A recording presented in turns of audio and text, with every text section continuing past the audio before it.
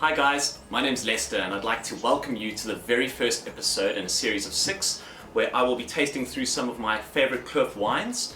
We'll be personalizing them and we're going to be doing it a bit different, have some fun along the way. And what I'd like to encourage you to do at home is to have a look at the list of wines I'll be posting below this video. These will be the series of 6 wines, and encourage you to go and buy them online, get them ahead of the time, and then taste with me throughout the series, and let's discover them together. The wine that we'll be looking at today is Cloof's Winemaker Selection Pinotage. It's a beautifully packaged bottle of wine. It's won multiple awards, one of which is actually a 90 out of 100 Tim Atkins Award. This is a world-renowned wine writer and UK wine critic. Just a little bit about Pinotage. It's grown almost exclusively in South Africa, and it dates back to 1925, where Professor Abraham Perold had crossed Pinot Noir and Cinsault. And the result of it is essentially a varietal that really has come into its own and has its very key characteristics, which we're going to delve into now in a moment.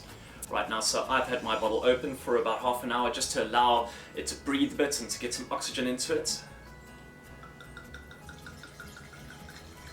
Okay, so off the cuff, a nice deep red ruby color. Okay, and I can tell you that this was produced from vines that are 22 years of age, over 22 years of age, and it spent about 12 months in oak.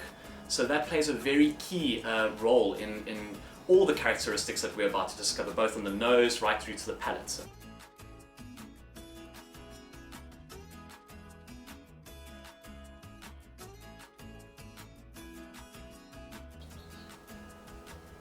Right, so on the nose, off the bat you get, I'm sure you'll agree, almost like a light floral bouquet.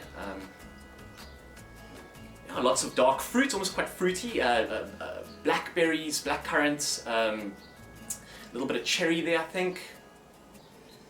Yeah, and also you get those cooking spices, if you can think of it like that, a little bit of vanilla, and cloves in the aromas as well. Remember guys, there aren't any wrong or right answers here. Generally, a wine will have a guideline as to what you are technically supposed to pick up in it.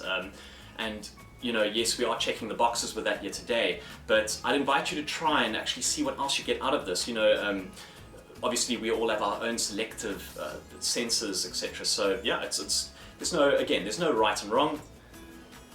It's just really what you prefer and what you pick up really at the end of the day.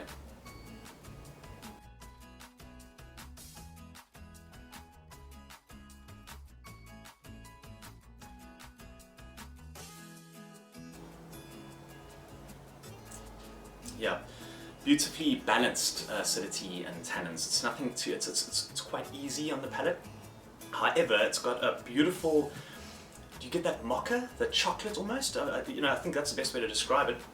You know, generally with a younger Pinotage, you're going to get a much more fruity palate. It's going to be a bit more, yeah, easier to drink, etc. Whereas, while this is very easy to drink, I'm sure you'll agree, you get the essence of fruit, but it's that mocha that is just so special to it, I think. And a very nice, long, lingering finish. It's quite a smoky finish, typical of the barrels as well. And quite a dry mouthfeel, if you'll agree. You know, it doesn't leave you sort of too fruity and on the sides of your mouth, but rather a decent smokiness and dryness to it. Yeah, and to sum up, I think you would agree that it's got good complexity. It's still very easy to drink, so it would appeal to both connoisseurs and people that don't necessarily understand wine, like myself. So yeah, let's talk food pairings. And of course, when we think red wine, you think it pairs very well with red meat, beef, etc.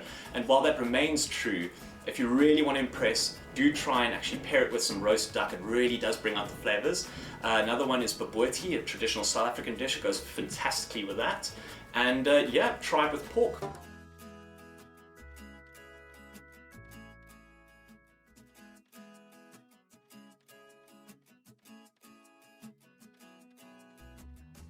Well folks, that's it from me today. Thank you for joining me. I hope you enjoyed yourself, and I look forward to seeing you next time. Remember to check out the list below this video link for all the information, all the wines linked to the series, etc. And yeah, until then, cheers!